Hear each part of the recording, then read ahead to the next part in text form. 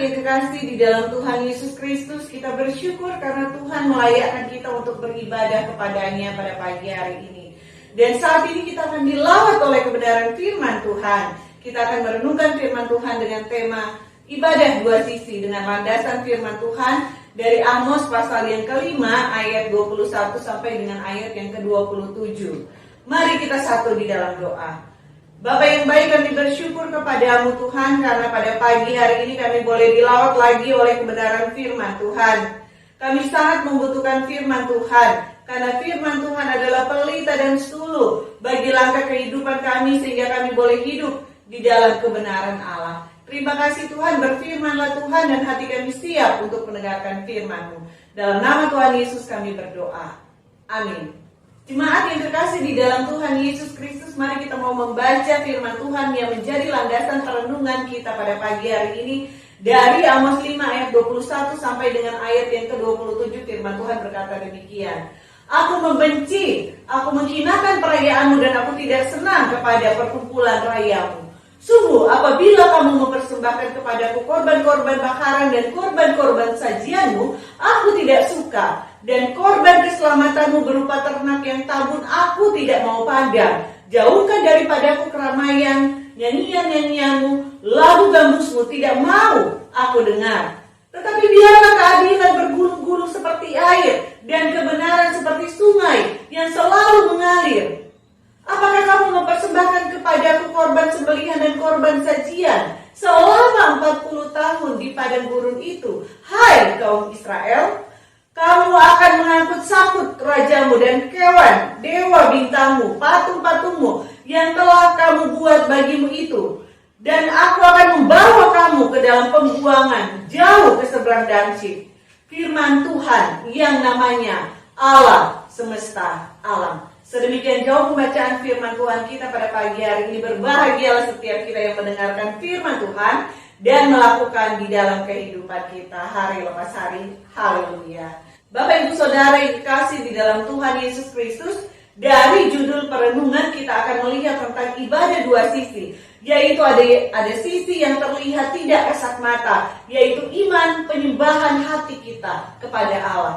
Dan ada sisi yang terlihat secara kasat mata, yaitu perwujudan iman dan penyembahan kita kepada Allah melalui sikap dan tindakan kita. Kedua hal ini haruslah sinkron, berjalan beriringan, dan saling mempengaruhi satu dengan yang lainnya. Jika tidak, maka Allah membenci ibadah kita. Di dalam Amos 5 ayat 21 sampai dengan ayat yang ke-27 membukakan kepada kita tentang ibadah yang tidak dikehendaki oleh Allah, yang dengannya kita akan tahu ibadah seperti apa yang Allah inginkan untuk dilakukan oleh orang percaya. Sebelum kita lebih jauh merenungkan firman Tuhan ini, mari kita mau melihat latar belakang dari Amos. Ketika Amos dipanggil menjadi nabi, keadaan bangsa Israel secara lahiriah berada di puncak perluasan wilayah. Stabilitas politik dan kemakmuran nasional terjadi. Tetapi secara batiniah, mereka sudah bobrok. Kemunafikan dan penyembahan berhala sudah merata hampir di seluruh lapisan masyarakat. Mereka mengagungkan hidup mewah dengan berlebihan. Kebejatan merajalela, sistem peradilan rusak, dan penindasan orang miskin merupakan kebiasaan yang umum terjadi pada saat itu.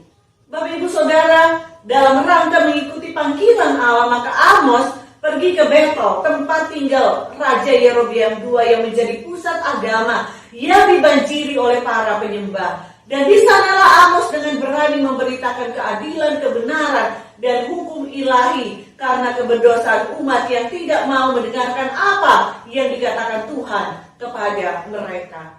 Itulah keadaan yang dialami oleh bangsa Israel di zaman Nabi Amos.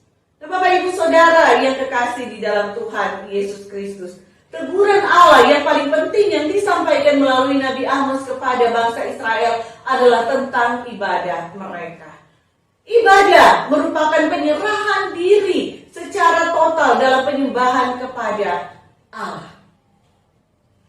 Mari kita lihat bersama-sama ibadah seperti apa yang dibenci bahkan dihinakan oleh Allah.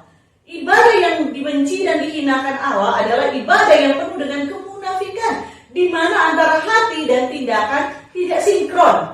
Allah menegur bangsa Israel melalui Nabi Amos tentang sikap hidup mereka. Di satu sisi, mereka menjaga ritual ibadah kepada Allah. Tetapi di sisi yang lain, mereka tidak melakukan hasil dari ibadah mereka itu di dalam kehidupan praktis mereka sehari-hari. Di dalam Amos 5, ayat yang ke-24 berkata, tetapi biarlah keadilan bergulung-gulung seperti air dan kebenaran seperti sungai yang mengalir. Keadilan seperti apa yang Allah maksudkan di sini?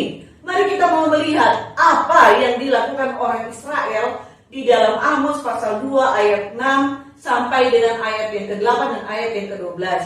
Beginilah firman Tuhan. Karena 3 perbuatan jahat Israel bahkan 4, aku tidak akan menarik kembali keputusanku. Oleh karena mereka menjual orang benar karena uang dan orang miskin karena sepasang kasut. Mereka menginjak-injak kepala orang lemah dalam debu dan membelokkan jalan orang sengsara.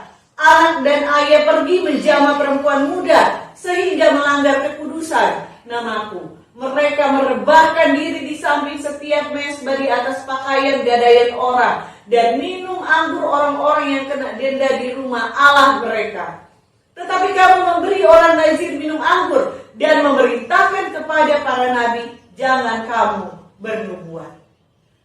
Bapak Ibu Saudara, ketidakadilan seperti inilah yang dilakukan bangsa Israel. Bahkan Amos 5 ayat 26 tertulis, kamu akan mengangkut Saut rajamu dan Kewan dewa bintangmu, patung-patungmu yang telah kamu buat bagimu.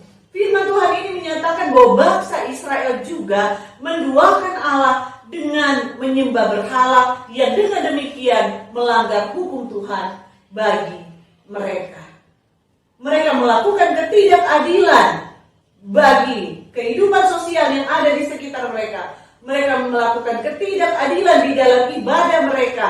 Dan juga mereka menduakan hati mereka untuk menyembah berhala.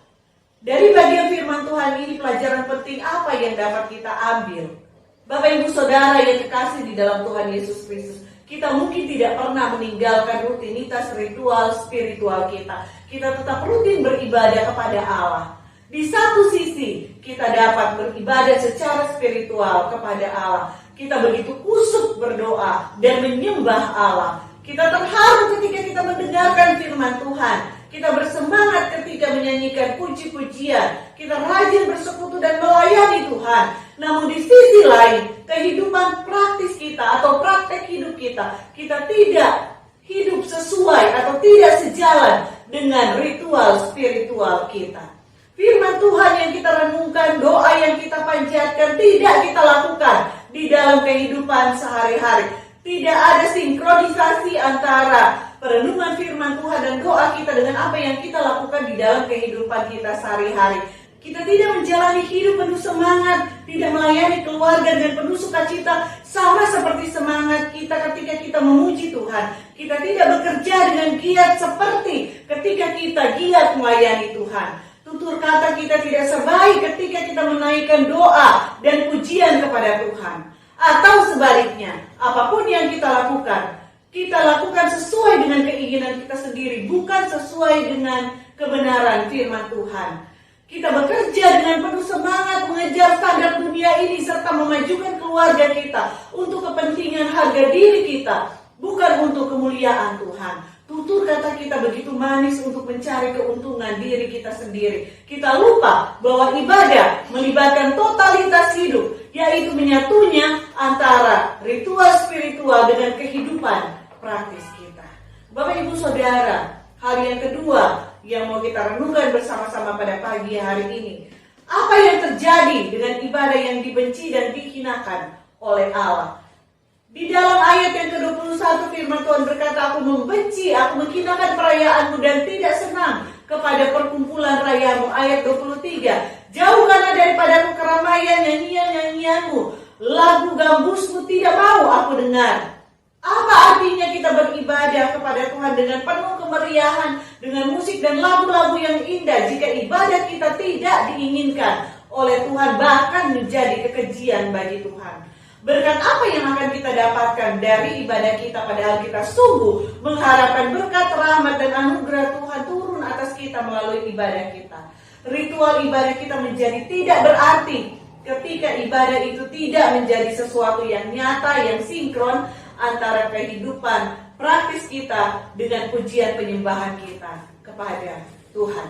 Ayat yang ke-25 berkata, apakah kamu mempersembahkan kepadaku korban sembelihan dan korban sajian selama 40 tahun di padang gurun itu, hai kaum Israel? Bapak Ibu Saudara, firman Tuhan ini menyatakan bahwa persembahan apapun yang kita bawa kepada Tuhan tidak akan pernah mewakili atau menggantikan kehadiran hati kita di dalam hadirat Tuhan. Tuhan bukan melihat dari banyaknya persembahan atau bagusnya persembahan kita, tetapi hati kita yang tulus di dalam memberikan persembahan itulah yang Tuhan pandang. Karena itu Paulus menasihati jemaat di Roma demikian. Roma 12 ayat 1 sampai dengan ayat yang kedua berkata, karena itu saudara-saudara, demi kemurahan Allah, aku menasihatkan kamu supaya kamu mempersembahkan tubuhmu sebagai persembahan yang hidup, yang kudus dan yang berkenan kepada Allah. Itu adalah ibadahmu yang sejati. Bapak Ibu Saudara yang kekasih di dalam Tuhan, Allah mau supaya kita mempersembahkan totalitas hidup kita sebagai penyembahan kepada Tuhan. Di ayat yang ke-27 firman Tuhan berkata, dan aku akan membawa kamu ke dalam pembuangan jauh ke seberang Dansik. Firman Tuhan yang namanya Allah semesta alam. Di dalam pembacaan firman Tuhan ini sangatlah jelas pernyataan Tuhan bahwa ibadah yang tidak disukai Tuhan akan mendatangkan hukuman Tuhan. Bapak Ibu Saudara, untuk apa kita beribadah kepada Tuhan kalau ibadah tidak memberikan rahmat, anugerah dan berkat, justru memberikan hukuman Tuhan bagi kita. Hal yang ketiga yang mau kita renungkan bersama-sama yaitu ibadah seperti apa yang berkenan di hadapan Allah menurut pemberitaan Nabi Amos ini. Di ayat yang ke-24 firman Tuhan berkata, tetapi biarlah keadilan bergulung-gulung seperti air dan kebenaran seperti sungai yang selalu mengalir. Allah menginginkan bangsa Israel melakukan keadilan dan kebenaran yang sejati di dalam kehidupan praktis mereka sehari-hari sebagai perwujudan dari keimanan dan penyembahan mereka kepada Tuhan. Bapak Ibu Saudara yang kekasih di dalam Tuhan Yesus Kristus, kiranya firman Tuhan ini memberkati kehidupan kita dalam kita mengiring Tuhan. Kiranya kehidupan praktis kita seindah ritual spiritual kita, sehingga Tuhan berkenan akan ibadah kita. Ibadah kita menyukakan hati Tuhan dan kehidupan kita menjadi berkat, baik bagi diri kita sendiri dan juga bagi sesama kita. Selamat melakukan kebenaran dan keadilan yang dibangun atas dasar iman dan penyembahan kita yang sejati kepada Allah. Selamat kita melakukan ibadah dengan totalitas kehidupan kita, dan kiranya ibadah kita boleh menyukakan hati Tuhan. Tuhan memberkati kita semua. Amin. Mari kita berdoa. Allah Bapa yang bertahta di dalam kerajaan surga, biarlah Tuhan kami boleh bercermin dari firman Tuhan ini, dan kami boleh melihat apakah sungguh ibadah kami sudah menyukakan hati Tuhan, atau Tuhan membenci ibadah kami. Karena ada sisi-sisi kehidupan kami yang tidak kami serahkan kepada Tuhan secara total sebagai penyembahan kami kepadamu. Selidiki hati dan pikiran kami Tuhan, dan kiranya Tuhan membukakan kepada kami hal-hal yang tidak Tuhan sukai di dalam kehidupan kami, agar kami boleh membenahi diri dan kehidupan kami, agar ibadah kami boleh berkenan di hadapan-Mu Tuhan. Terima kasih Tuhan Yesus untuk firman-Mu. Kami boleh belajar dari teguran Amos ini untuk menjadi penyembah yang benar, untuk menyerahkan seluruh totalitas hidup kami, baik itu ritual spiritual kami maupun Tuhan kehidupan praktis kami. Biarlah Tuhan kami boleh menyenangkan hati Tuhan dan menjadi berkat di dalam kehidupan kami. Terima kasih Tuhan Yesus. Tuhan, kami juga mau menaikkan syafaat kami. Kami bersyukur Tuhan untuk semua gereja Tuhan yang boleh beribadah dengan aman sampai dengan saat ini. Dan bagi gereja-gereja Tuhan yang lain Tuhan, yang masih penuh dengan tantangan, biarlah Tuhan menolong mereka, sehingga mereka juga bisa beribadah dengan indah dan baik. Kami berdoa untuk semua ibadah online yang boleh ditayangkan Tuhan. Biarlah itu boleh menjadi berkat bagi semua orang Tuhan yang menyaksikan ibadah tersebut. Tuhan Yesus, kami juga berdoa untuk Gereja Kristus Bandung. Kami yakin pemeliharaan Tuhan nyata bagi kami. Terima kasih untuk setiap berkat anugerah dan rahmat Tuhan. Semua kecukupan yang boleh kami alami, kami bersyukur kepadamu Tuhan. Tuhan, Engkau memberkati. Kami mau berdoa untuk jemaat kami Tuhan, yang sakit Tuhan sembuhkan, yang susah Tuhan hiburkan, yang berada dalam persoalan Tuhan berikan jalan keluar. Kami mau berdoa untuk bangsa dan negara kami Tuhan, kiranya bangsa kami boleh terus maju di tengah situasi yang sulit pun Tuhan, karena Engkau menopang bangsa dan negara kami. Terima kasih Tuhan Yesus, inilah doa kami Tuhan, yang kami bawa hanya di dalam nama Tuhan Yesus, yang sudah mengajar kami berdoa. Bapa kami dalam surga, dikuduskanlah namamu, datanglah kerajaanmu, jadilah kehendakmu di bumi seperti di surga. Berilah kami pada hari ini makanan kami yang secukupnya. Ampunilah kesalahan kami, seperti kami sudah mengampuni orang yang bersalah kepada kami. Dan janganlah masukkan kami ke dalam pencobaan, tetapi lepaskanlah kami daripada yang jahat. Karena Engkau yang mempunyai kerajaan, kuasa dan kemuliaan sampai selama-lamanya. Amin.